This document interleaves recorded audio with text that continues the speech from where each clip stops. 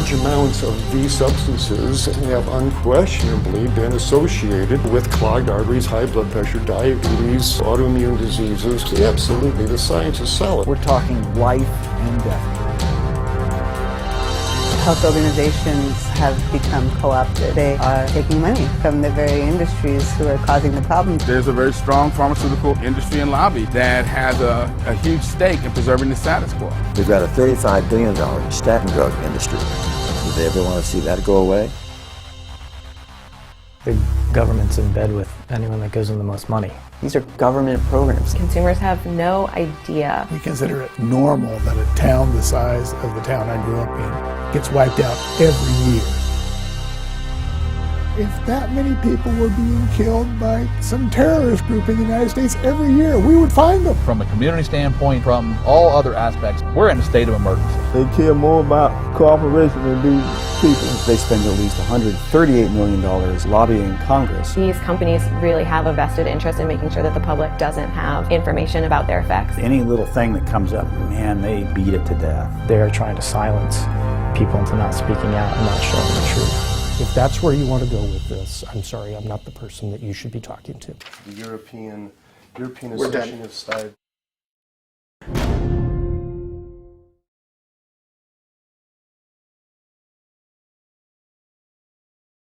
What we're doing here is reversing all of type 2 diabetes and all its downstream complications with fasting. It's very different than when someone simply cuts calories. Fasting was 6 times better at getting rid of the dangerous fat. Probably the number one thing that I noticed is weight control. I went 7 days and lost 20 pounds. I lost 40 pounds. I never gained it back. I've lost close to 100 pounds and still counting. You actually can work out harder than you've ever done. I've always worked out on an empty stomach in a fasted state. I was taking 210 units of insulin a day. I haven't had insulin since. Now think about the fact that 100 million Americans are either diabetic or pre-diabetic. They don't have this type 2 diabetes problem anymore. That's all they need to do. It saved my life. It's like better than medicine. There's nothing in medicine today that can induce these effects. I was on medication for high blood pressure as well as for cholesterol. And 2 weeks later she came in and her blood pressure was normal. And I'm no longer taking a statin drug. So your fatty liver is completely reversed. Anti-inflammatory. A host of autoimmune diseases. And that was in 2010, and I haven't had a headache since. It's really not a medical condition because it's totally reversible. The 3 most influential people in the history of the world, Jesus Christ, the Prophet Muhammad, and Buddha, probably only agreed on one thing, and that was the power of fasting. Fasting is an essential part of our Christian faith. Christ taught it by his own example. I need to tell everybody about the fasting. I need to tell everybody because I think it's going to save sanity. I think it's going to save lives. At least in my fasting cycles are as powerful as chemotherapy. Continued to see that lump diminish until now it's gone. No cancer. For 21 years, I have been cancer-free. The challenges about fasting is that there's a lot of misinformation out there and there are several different types. You know, whether you're talking about an overnight fast, or you're talking about a 24-hour fast, or you're talking about 5-day or 10-day or 20-day, people and journalists and everybody likes to use the same word, right? And this is very confusing because each turns on a completely different process.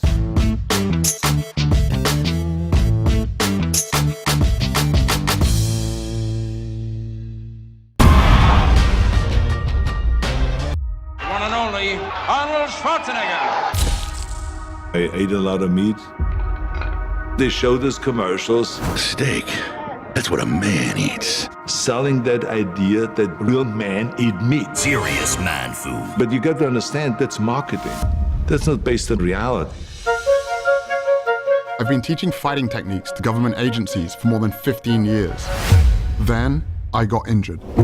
Unable to teach for at least 6 months, I spent more than 1,000 hours studying science on recovery and nutrition, and stumbled across a study about the Roman gladiators. The gladiators were predominantly vegetarian. How could the original professional fighters be so powerful, eating only plants?